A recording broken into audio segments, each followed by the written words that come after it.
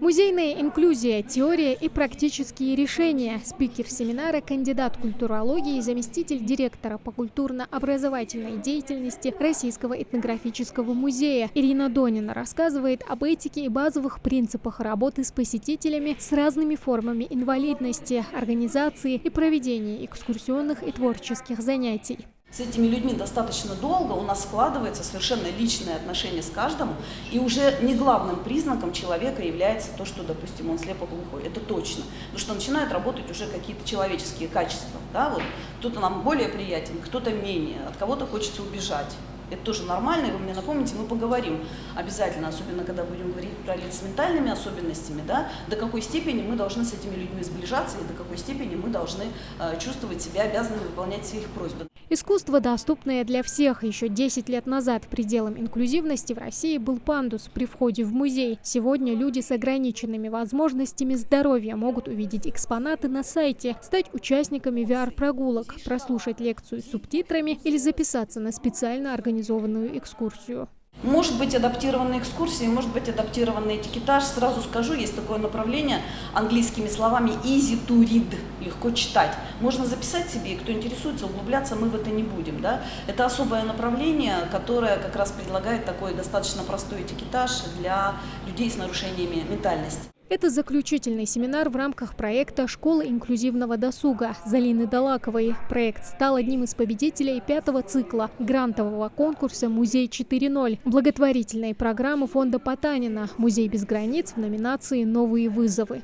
Опыт для нас, для нашего музея и не только для нашего музея является новым, в принципе, для всей республики, для учреждений республики.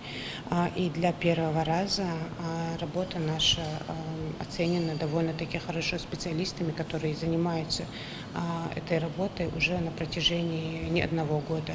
Инклюзия меняет музейные и арт-пространства. Каждый музей в той или иной форме включает в свою деятельность инклюзивные элементы. Полным включением можно считать взаимодействие на экспозиции посетителей с самыми разными возможностями. При таком подходе расширяется представление о возможностях инклюзии. Люди с инвалидностью – это та категория граждан нашей республики, которые не то что даже мало посещают, практически не посещают музеи.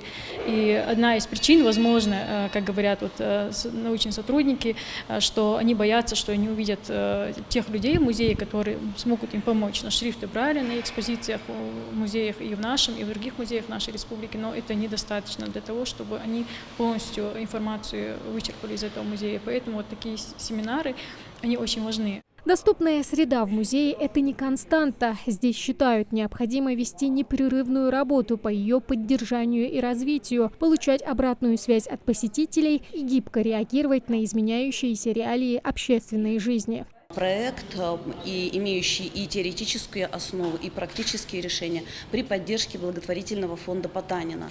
Это, конечно, можно сказать, первый шаг, но шаг достаточно большой, широкий и успешный, потому что множество людей были обучены, прошли практики, когда действительно проводились занятия с детьми уже по новым освоенным методикам, и все это показывает очень хорошие результаты. Совершенно грамотно, правильно построен проект, потому что вначале было обучение, которое проводили хорошие специалисты, закончилось все так же 3-дневным семинаром. Семинар на тему «Инклюзия в музее» продлится 3 дня. Впереди у музейщиков не только теория, но и практические задания, направленные на внедрение у себя на местах новых идей и полученного опыта. Тамара Хшагульгова, Алий Зязиков, МАГАЗ 24.